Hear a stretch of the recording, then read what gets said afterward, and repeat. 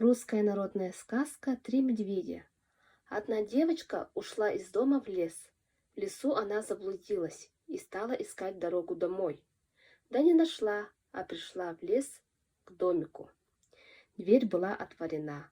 Она посмотрела в дверь, видит, в домике никого нет, и вошла. В домике этом жили три медведя. Один медведь был отец, звали его Михаил Иванович. Он был большой и лохматый.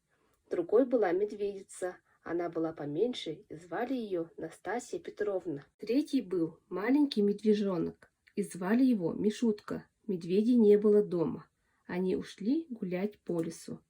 В домике было две комнаты, одна столовая, другая спальня.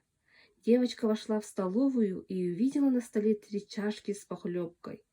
Первая чашка, очень большая, была Михаила Ивановича. Вторая чашка, поменьше, была Настасья Петровнина. Третья, синенькая чашечка, была Мишуткина. Подле каждой чашки лежала ложка. Большая, средняя и маленькая. Взяла самую большую ложку и похлебала из самой большой чашки, потом взяла среднюю ложку и похлебала из средней чашки, потом взяла маленькую ложечку и похлебала из синенькой чашечки, и Мишуткина похлебка ей показалась лучше всех. Девочка захотела сесть и видит, у стола три стула, один большой, Михаила Ивановичев, другой поменьше, Настасьи Петровнин, и третий маленький, с синенькой подушечкой, Мишуткин. Она полезла на большой стул и упала, потом села на средний стул. На нем было неловко. Потом села на маленький стульчик и засмеялась. Так было хорошо. Она взяла синенькую чашечку на колени и стала есть. Поела всю похлебку и стала качаться на стуле. Стульчик проломился, и она упала на пол. Она встала, подняла стульчик и пошла в другую горницу. Там стояли три кровати. Одна большая, Михаила Ивановичева, другая средняя, Настасья Петровнина, третья маленькая, Мишенькина. Девочка легла в большую, ей было слишком просторно. Легла в среднюю, было слишком высоко.